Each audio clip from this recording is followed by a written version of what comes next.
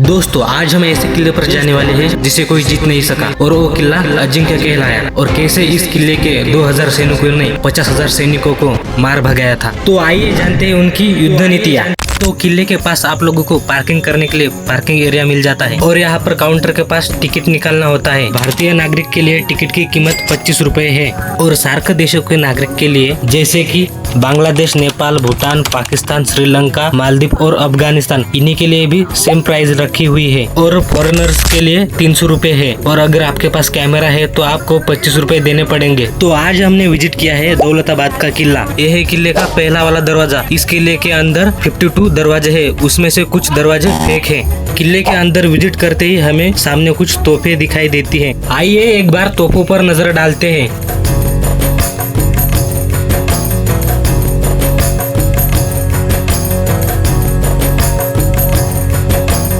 यहाँ पर हमें और एक फेक दरवाजा देखने को मिलता है। फेक दरवाजा किले में इसलिए होते थे ताकि दुश्मन की एनर्जी वेस्ट हो सके। आगे बढ़ते ही हम लोगों को यहाँ पर एक एलिफेंट की मूर्ति दिखाई देती है। ये मूर्ति इसलिए थी दुश्मन के पास कितने भी हाथी हो, हम दुश्मन को हराकर बंदी बनाने का दम रखते हैं। किले में आज भी 900 साल पुराने दरवाजे हमें देखने को मिलते हैं। जितने स्ट्रॉन्ग दरवाजे किला उतना ही सुरक्षित। इस किले की खास बात तो ये है किस रास्ते से आगे जाना है, किला आज भी हम लोगों को कंफ्यूज कर देता है। इस किले में है एक सरस्वती बावड़ी और ये रही सरस्वती बावड़ी की जानकारी। हो सके तो पॉज कर पढ़ लेना। थोड़ी दूर हमें देखने को मिलता है हाथी तालाब। कुछ लोगों को लगता है कि पुराने टाइम यहाँ पर हाथी को नहलाया जाता होगा, इसीलिए इसका नाम हाथी तालाब है, लेकिन ऐसा बिल्कुल भी नहीं है। इसका नाम हाथी तालाब इसलिए है हाथियों की तरह बहुत बड़ा तालाब था, इसलिए इसे हाथी तालाब कहते थे। हाथी तालाब के बाजू में हमें देखने को मिलता है भारत माता मंदिर। ये दुनिया का एकलौता ऐसा मंदिर है जहाँ पर भारत माता की मूर्ति स्थित है और इस खुले एरिया में रहता था बाजार। यहाँ पर दुनिया भर से दौलतमंद लोग बाजार करने के लिए आया करते थे। किले पर एक तोप संग्रहालय है। यहाँ पर अलग अलग टाइप की 53 तोपे हैं।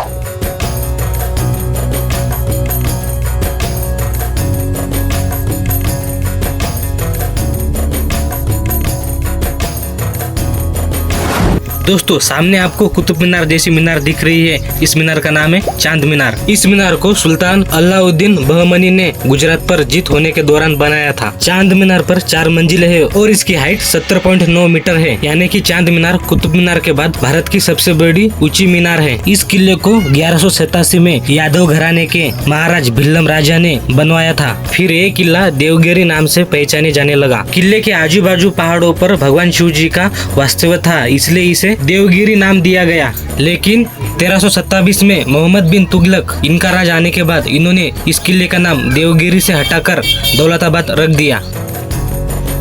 ये रहा किले का नक्शा। सुरक्षा के लिए दौलताबाद के किले में 3 घेरे हैं जिसे कोट कहा जाता है। अभी हम काला कोट के पास है। काला कोट के बाजू में हेमाड़पंथी मंदिर है और अभी हम लोग इस जगह से काला कोट क्रॉस करने वाले हैं और यहाँ से यहाँ तक की दूरी 1 किलोमीटर की है।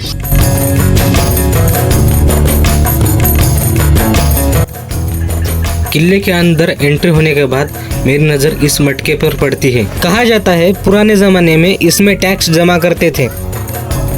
किले पर ऊपर चढ़ते समय एक चीनी महल है। इस चीनी महल में राजघराने के लोगों को हराने के बाद कैद कर रखा जाता था। किले पर एक मेंढा तोप है। इस तोप का वास्तविक नाम किला शिकन है, यानी कि किला तोड़ने वाली तोप। इसी जगह शाहिद कपूर और प्रियंका चोपड़ा फिल्म तेरी मेरी कहानी, इस फिल्म का गाना शूट किया गया था।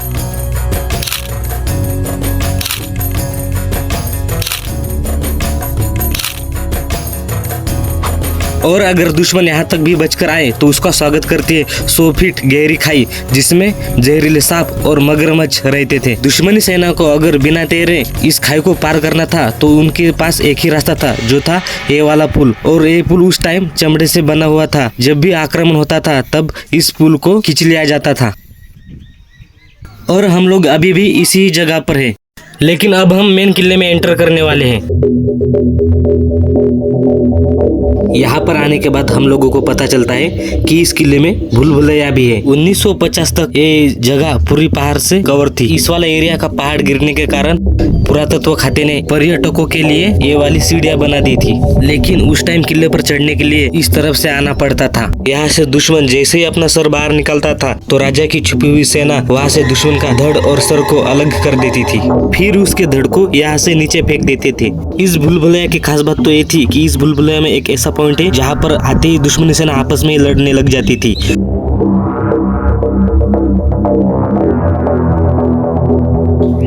दुश्मनी सेना इस भूल भुलैया को पार ना कर सके, इसलिए इस एरिया में किलों पर जहर लगाकर रख दिया जाता था, और जैसे ही दुश्मन का पैर उस किलो पर पड़ता तो जहर के कारण उसकी घुट घुट कर मौत हो जाती थी।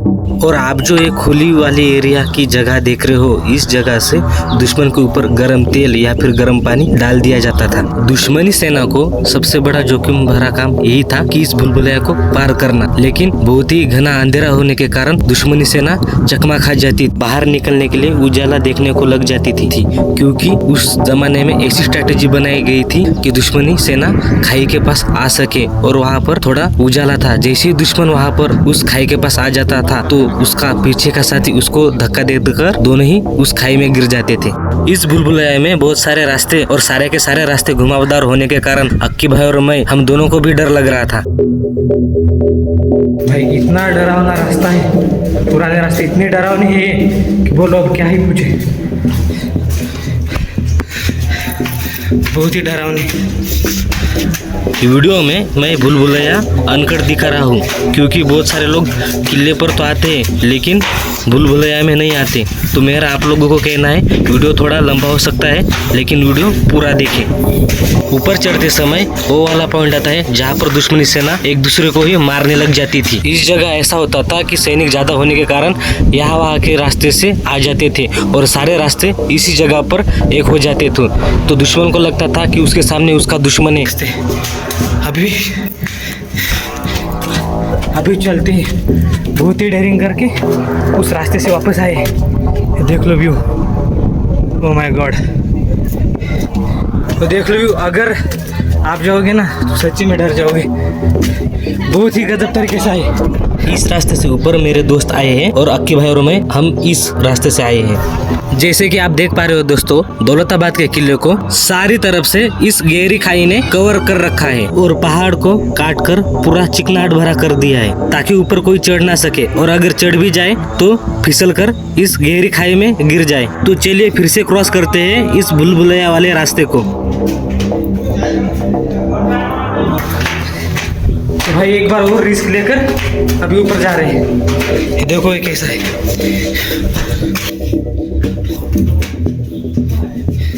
ऊपर से तो पानी भी गिर रहा है भाई लोग। सीढ़ियों पर पानी गिरने के कारण चलने में दिक्कत हो रही थी।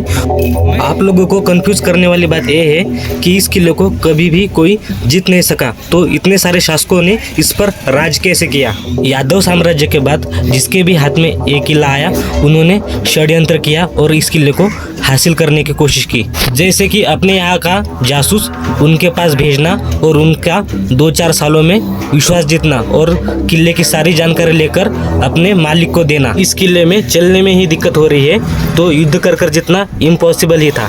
भूल भुलैया क्रॉस करने के बाद मेरे चेहरे पर एक खुशी थी, लेकिन उसके साथ 2 और बैड न्यूज़ थी। देखो ये हालत देखो, मैं कभी भी नहीं बोलता वीडियो को लाइक करो, वीडियो को लाइक करो, लेकिन इस मेहनत के लिए आप लोगों को वीडियो को लाइक करना पड़ेगा। यही भूल भुलैया का लास्ट पॉइंट है। युद्ध के दौरान यहाँ पर सैनिक जहरीला धुआं बनाते थे ताकि दुश्मन को सांस लेने में दिक्कत हो, और जब दुश्मन को सांस लेने में दिक्कत होती थी तो ऑक्सीजन न मिलने के कारण उसकी उस जहरीले धुएं की वजह से मौत हो जाती थी। पहली बैड न्यूज ये थी कि हल्की हल्की बारिश गिरना शुरू हो गई थी, और दूसरी बैड न्यूज ये थी कि किला बंद होने का टाइम हो रहा था, और वहाँ पर मुझे ऐसा पता चलता है कि हमने अभी तक 50 सीढ़ियाँ भी नहीं चढ़ी हुई है। हाँ शे म्हणे आपण 50 भी नहीं चढ़लो, 50 भी नहीं चढ़लो, 50 भी नहीं चढ़लो। अक्की भाई की हिम्मत तो यहाँ पर ही टूट गई थी। चल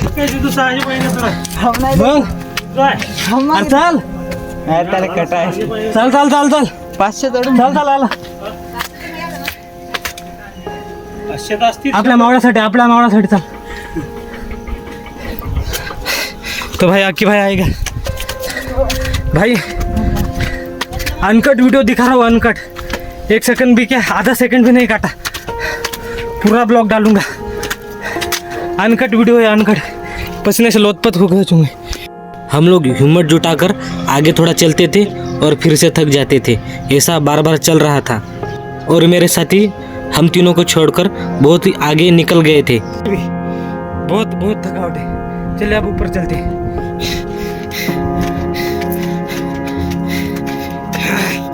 चलो. ऐसा लग रहा था कि फास्ट दौड़ूंगा तो जल्दी पहुंच जाऊंगा. धक्का चालला गेले, दुखा लागलं बे. वो देखो भैया, देखो और ऊपर वाले भैया भी देखो. भैया आज तो सब लोग पक्का आर्नोल्ड बनेंगे सब लोग. और ऊपर एक गणेश मंदिर भी है. हिम्मत कर ऊपर तो आ गए, अब नीचे कैसे जाएंगे. चलो आराम ले देंगे थोड़ा सा. अभी बाकी का व्यू ऊपर पहुंचने के बाद दिखा दो. चल अक्षुदा. अक्की भाई आज मेरी वजह से बहुत ही बुरा फंस गया. लेकिन थोड़ी दूर चलने के बाद हमें किले का ए वाला एरिया देखने को मिला. यार आगे भाई, अभी थोड़ा ऊपर. अभी और भी ऊपर जाएंगे. थोड़ा ही टाइम रह गया है. अभी थोड़ा टाइम ही बाकी है. अभी 6:30 बजे क्लोज हो जाता है. चला. किले से लोग नीचे उतर रहे थे और हम लोग ऊपर चढ़ रहे थे.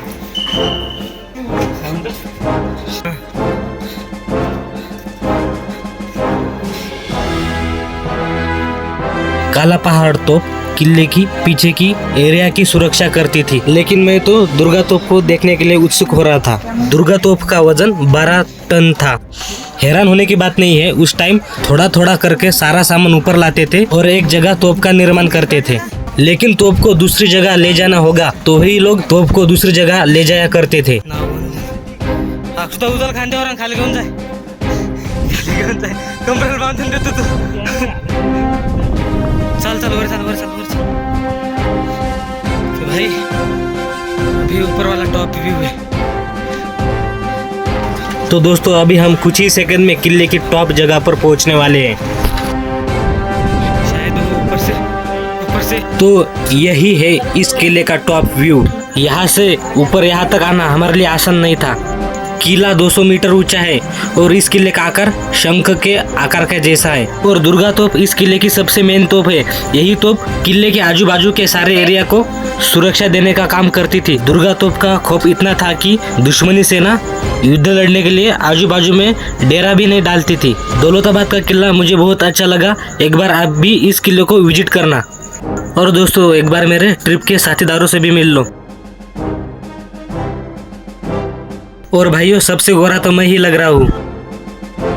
तो ये अभी टॉप का व्यू है. अभी ऊपर आ गए भाई. वैसे पप्पू और पुरुषोत्तम भाई ने दोनों ने फोटो निकालने के लिए बहुत अच्छी पोज दी है. जो वादा किया था वो वादा पूरा किया. तो भाई इतना सब कुछ चढ़ने के बाद मुझे नहीं करनी ब्लॉगिंग. बहुत मेहनत लगती है. मैं नहीं करने वाला भाई ब्लॉगिंग. मजा आ रहा है. मिलते हैं नेक्स्ट वीडियो में. किला चढ़ने के बाद अक्की भाई और मैं इतना थक गए थे कि उतरने के बाद हम दोनों ने नींबू पानी ही पी लिया और घर जाते समय सब लड़के एक के ऊपर एक सो गए थे.